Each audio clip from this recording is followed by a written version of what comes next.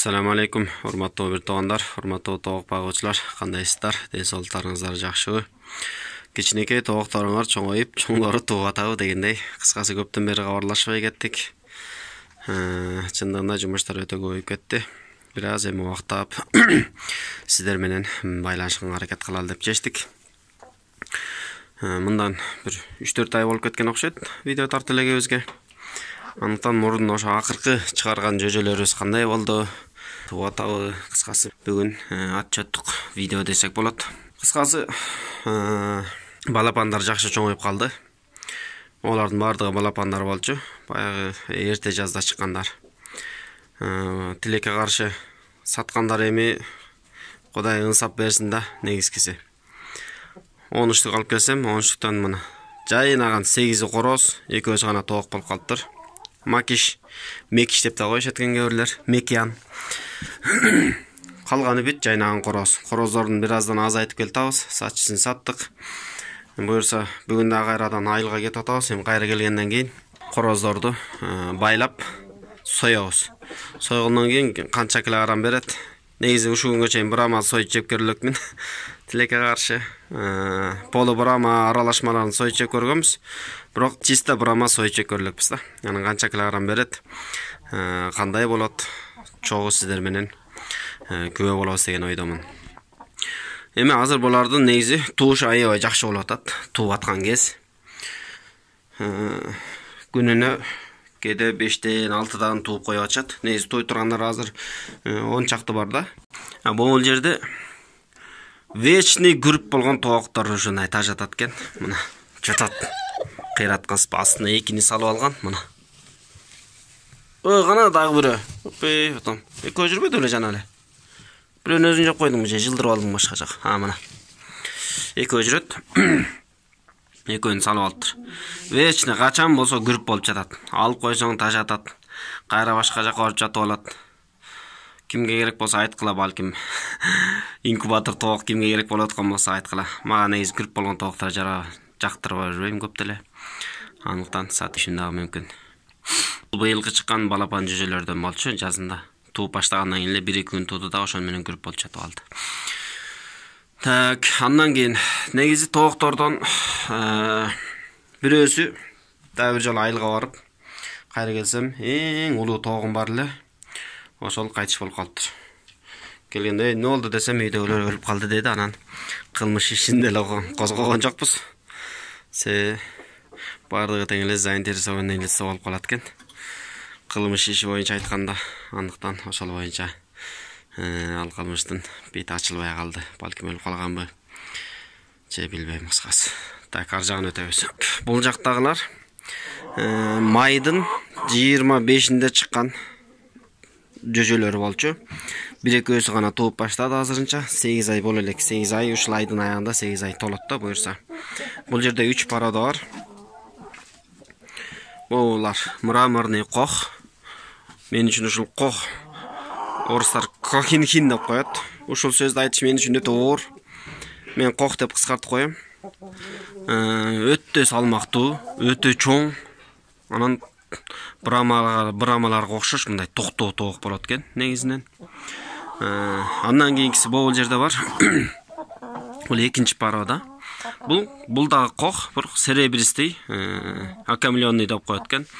Кыргызчага которуп алсаңыздар болот. Бул болсо кишиге жакын, анан сырты дагы аябай кооз. Кишиге жакын тоок болот экен негизи. Мындай табият ошондой экен. Башкалары мындай кичине качып турса, бул адамга жакын болот экен. Корозу бул. Мындан корозунан экөө эле бар. Тигил жерде бирөө жүрөт, бул жерде бирөө жүрөт. Мындан 5 деле алгам.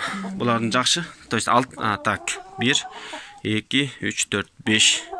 5 макишкен, экөө корозген. Булардан аябай жакшы. Андан кийин Держиский гигант дегендер бар. Мына булар Держиский гиганттар. Каш. Корозу бул. Булардын сапаты дагы бөлөк. Булар аябай мындай агрессивный болот экен. Тентек болот экен. Мындай кишиге айбат көргөзүп турат да. Мен мурунку бир брамалардын ичинен охрана бар эмес беле? Ошого окшош. мындай монтип деме кылсаң бул дагы не кылıyorsun, не тишип атасың, не трогай мени дегендей айбат көргөзүп турат экен. Булардын бардыгына 8 ай толду. То есть 8 ай болот эми Кудай бурса. Анан ошо тууп аткандары кайсылары тууп атат?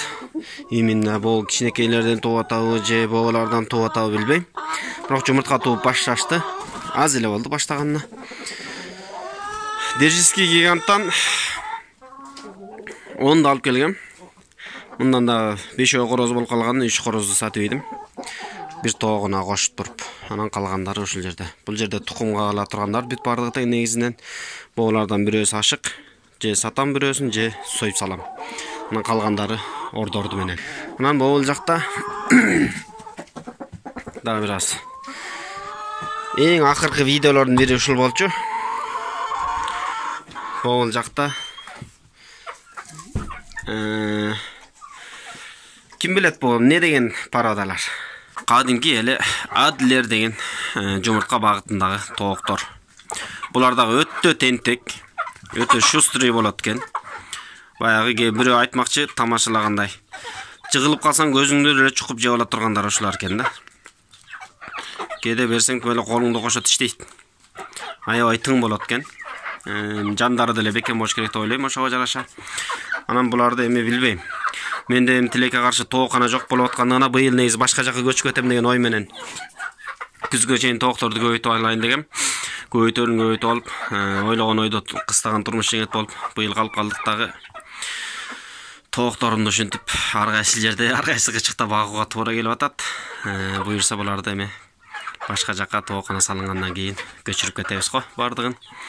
Ошол анан кечегениз бир жака жаназага барсак, кайра келсем монтип бирөөсү кайтыш болуп калыптыр. Мен ушу бир жака кетсем эле кайра бирөө өлүп калмай жайы бар да, сөзсүз бирөө өлөт. Бул кычка кирип кетиптир да, чыга албай өлүп калыптыр. Ошондой булардын бардыгына жемден берем. Жем мен вообще таптакыр ченебейм. Салып коем, качан түгөнгөндө кайра берем да. Анан билбейм бул жакшыбы, жаманбы, негизи ченеп бергенде эле жакшы бир чети.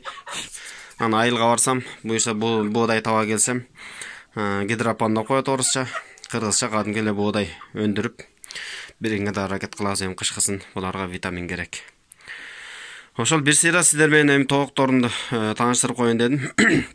Кийинкилеринде буюрса ар бир пароданы өз-өзүнчө бөлөбүз. Бөлгөндөрүн бөлүп, себеби бул жерде азыр менде адлер, бул жерде серебристый кох, мраморный кох, держиский гигант, анан тиякта брамалар. Ошондо 1, 2, 3, 4. 4кө бөлүшүм керек экен да, 5кө бөлүшүм керек экен керек болсо.